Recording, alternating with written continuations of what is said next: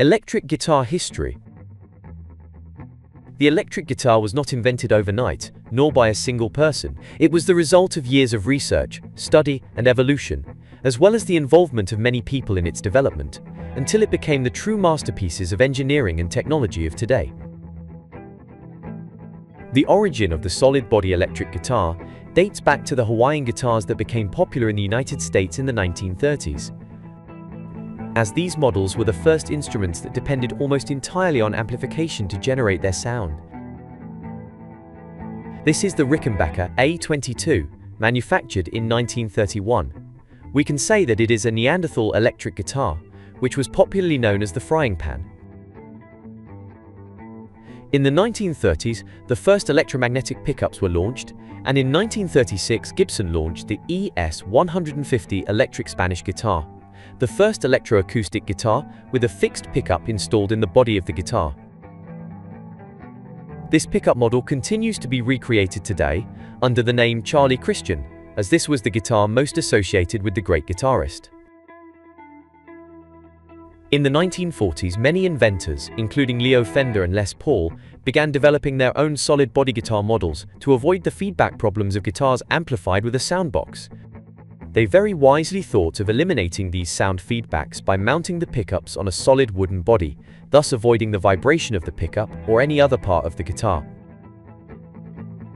In the early 1940s, Les Paul built his first prototype of a solid-body electric guitar, known as the Log. It's not hard to imagine why it got that name. In 1946, Les Paul presented his design to Gibson, with the proposal that the manufacturer develop a solid-body electric guitar using his prototype as a reference. But the offer was rejected by Gibson, convinced that a solid-body guitar would never be accepted by the consumer. Ironically, in the same year as Les Paul's proposal, Gibson developed the P90 pickup model, which would have made the marketing of a solid-body guitar even easier. In 1947, something that began to resemble an electric guitar was created, the Bigsby Travis. Many will be familiar with the name Bigsby, as he was the creator of the Bigsby vibrato. Both Bigsby and Travis worked in California, not far from Fender's workshops, and it is not known who copied whom. But there are similarities, with a Fender in the headstock, and with a Les Paul in the body shape. Fender was certainly not one to keep secrets, as in 1940 Les Paul and other developers visited his workshops. Leo Fender rightly thought that the magnets in the pickups of the time were too large and began developing his own pickup models. Fender was looking for a practical instrument, easy to build and easy to adjust, inexpensive compared to other types of guitar, with a clear sound and without the feedback problems of a guitar with a soundbox. He was also inspired by the removable bolt-on necks of banjos of the time to allow for easy replacement, as he believed this part of the guitar was the most prone to problems. Leo Fender left out all frills to create a simple but attractive guitar, without unnecessary embellishments. And in 1951, Fender launched the Broadcaster, which had to be renamed Telecaster to avoid the coincidence with Gretsch's Broadcaster drums. The first mass-produced electric guitar in history was born, and it has survived to this day, maintaining its main characteristics.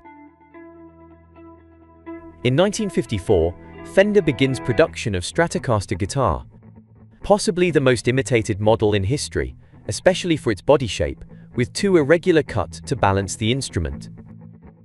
Although when Fender went to register this model at the patent office, employees made jokes about its appearance, commenting that it looked like a toilet lid. Gibson thought the idea of a solid-body guitar was absurd and missed the opportunity to pioneer its development and mass production. That was until Fender began selling its products like hotcakes in the early 1950s. But Gibson changed its mind radically after seeing the results of a new competitor, and in 1951 contacted Les Paul to develop a solid-body guitar, but in keeping with the brand's tradition of creating high-end products. As a result, the first Les Paul with P90 pickups was created in 1952, the Les Paul Custom in 1954, and finally the Les Paul Standard in 1958, mounted with its innovative interference-reducing dual-coil pickups known as humbuckers. Another model worth mentioning also from 1958 is the Gibson ES-335. This is the first semi-solid body electric guitar in history. Its design provides an extra level of resonance and tonal depth. Gibson would modify the Les Paul model in 1961 by adding a vibrato system mounted on a narrower body, with an upper cutaway to lighten the weight of the instrument and at the same time facilitate access to the lower part of the neck, giving birth to Gibson SG. The abbreviation SG, solid guitar, refers to its solid body. During the 1960s and 1970s, both Fender and Gibson would add new models to their catalogs, and new brands joined the manufacture of the instrument.